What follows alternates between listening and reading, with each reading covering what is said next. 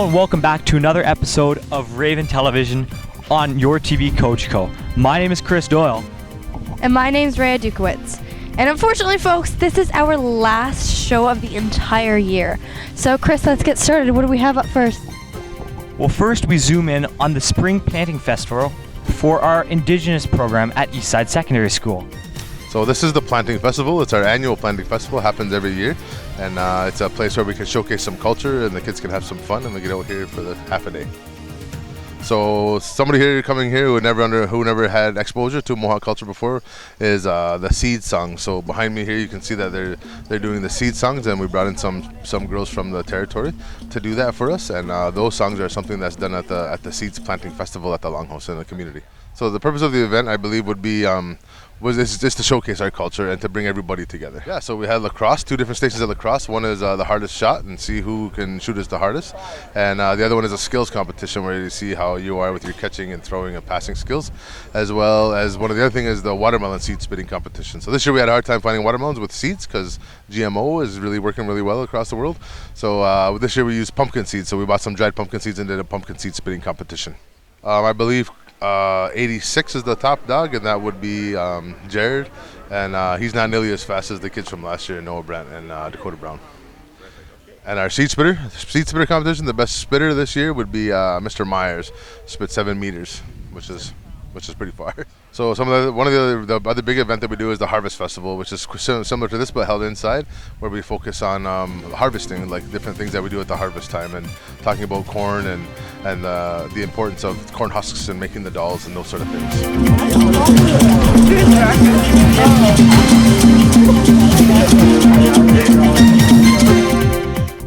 Throughout the semesters of Mohawk language, there's also a cultural learning piece, right? A lot of students come into the Mohawk language course and already have the cultural experiences, have the ceremonies, have the understanding and the learning. But what is great about Mohawk language is that you're learning from everybody in the group. So we have behind me not only the Mohawk language teacher, Joe Brown, fantastic, I think you already heard from him. We also have students who are leaders in their community and will come into the classroom, teach singing, teach drumming, teach the seed ceremony, which is a really fabulous way to learn when you're learning from your peers and you're learning together as a group. And basically, this event is one way for those students to celebrate their learning, to share their learning, and to have a leadership role if they don't already have one in their community. So it's fantastic on a number of levels. Well, like the Negan Sinclair said at our PD session, Indigenous learning and culture can be in any classroom. It doesn't really matter what it is you're teaching. So one of the things that's great about Indigenous culture is that you can have somebody into a music class or an art class to learn the drumming and the singing. You can have somebody into an English class to learn about the lyrics, to learn about the histories behind all the stories and all of the ceremonies and all of the cultural lessons we're learning here together. Math classes, it goes everywhere. It's cross-curricular, and it's a great way to have authentic learning and student engagement, basically. At every celebration, there is the opening address, so the Honda Gardekwa, and there is a social. This is what's called a social. And basically it's a celebration of that event. So this is a planting festival, so there would be seed songs, planting songs, but also there's women's songs, there's men's songs, there's fishing songs, there's hunting songs, whatever songs fit the celebration. And every song has a history, every song has its meaning, and basically it's to respect and honor each other. Essentially is what you're celebrating, is coming together as a group. We had a young person, I don't know how old she is, and I didn't even get her name, but she was helping with the seed ceremony teachings and the seed song teachings, and I don't know who she is, but she's fantastic. So she comes in from the community, and also the singers and dancers and drummers behind us are from a group that one of our students is in, but it's majority people from the Mohawks Bay of Quinte. Yeah, so we have if you have a planting festival, then in the fall you have a harvest festival. So the Mohawk language class does both of those festivals. The harvest festival is usually inside, but still with the same idea that you're learning different things. So you learn how to make corn husk dolls, you learn the significance of corn, you learn about weaving the corn and what that was used for. We learn about the wampum belts, which were ways of communicating and making treaties. So we learn about the most significant ones, like the two-row or two-road wampum belt, the Confederacy Hiawatha belt. There's like 15 of them that we have in the class, but it's one way for the students to know that, but then to share that with others and become leaders in their community about knowing their own past. We have Indigenous days such as Ignite the Fire that's done through the board office, that is always fantastic and has amazing guest speakers, activities, funding. One had to do with kids in their communities, figuring out what they need and asking for funding. And essentially, it's as easy as filling in a one-page application and saying how much money you want, and they basically give it to you. The only thing they need is a snapshot. So it's like an Instagram snap with like 40 characters. One of our students wanted to, like the seed song ceremony, wanted to have somebody an elder in, to teach them more about different ceremonies and different songs. Another student wanted somebody come in and do basket weaving, because that's a traditional artifact that not many people know how to do. So the kids have really, really good ideas about things they want to bring into their community, and that's one of the ways to do that. So these Indigenous events are extremely important, not only to build the culture within the school, the students, but also between other, not only the Mohawks of Bay Quinte, but across Canada. Yeah. The support is absolutely fantastic. We've had previous students come back and join in the day-to-day. We have members of communities like the singing group, the seed song group, the caterers. Everything comes from Mohawks of Bay Quinte. So without that community resource, we wouldn't be as far along as we are.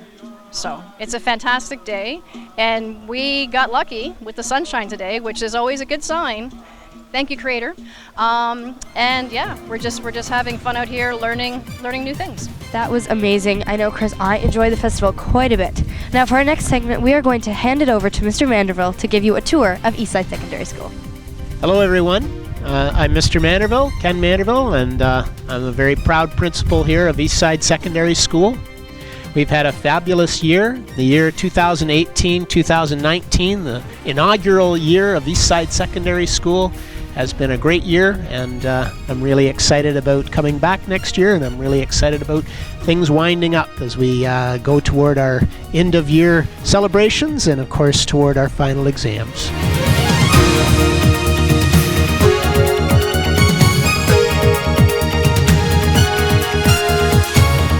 One of the many programs that I'm really proud of here at Eastside is that our international student program. It's an enrichment program. It's an enrichment program for them coming here for all of the students, but also it's an enrichment program for all of the students here at Eastside that welcome our international students into the program. Our International Baccalaureate program is another one of the great programs that we offer here at Eastside. Our students have made a significant contribution to the school, and we're really pleased to have them here and really pleased to have the program continue next year. So here we are in the gathering space. Our Mohawk language classes run here every day, and there's been a great contribution from students with Mohawk background and Indigenous background at Eastside here in our first year, and for many years in our board. I'm standing in front of a mural that our students in Native art classes and at the Hope program helped create with an artist and with our staff here, and it is one of the many examples of wonderful art that you will see when you come to Eastside. So in addition to our Native art program, We also have a full comprehensive arts program here at the school, including visual arts, ceramics, our music program, which includes instrumental, guitar, and vocals, and then finally, of course, drama. There's been so many different things. We've had art shows, we've had coffee houses here, we've had concerts, and of course, culminating in with our improv team, but also culminating in the great show that the kids just put on last week, Leader of the Pack. It was an outstanding production, and we're so proud in our first year to have had all of these great things happen at Eastside in the arts. So here I am just to the side of the stage, and this is something to show our history. You can see behind me the Wall of Fame and the Athletes of the Year of both Quinney Secondary School and Moira Secondary School. The theme this year was that we were proud of where we've been, the history of Moira and the history of Quinney, and that we're excited about the future. And what you see behind me is an example of us showing exactly where we have been in the past, and also showing that we want to continue to add to this wall of fame with new athletes here as we begin to discuss athletics here at Eastside.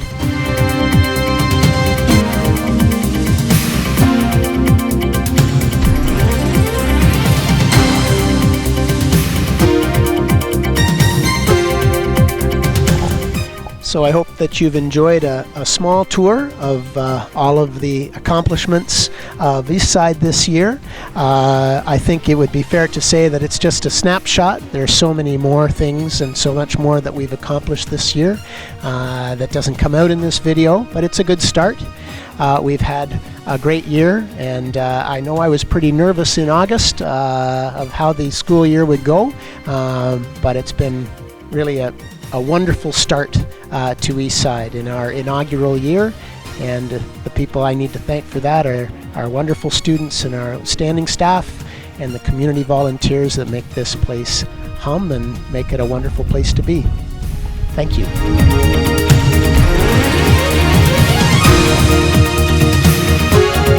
So, Rhea, we'd like to thank Mr. Manderville and every person who made this show an amazing success over the course of this year. Any final words, Rhea? Well, like you said, Chris, the show was amazing, and we're so happy to be back for our first year at Eastside, and we cannot wait for other seasons to come in the future. This is Rhea Dukowitz and Chris Doyle signing off for the last time.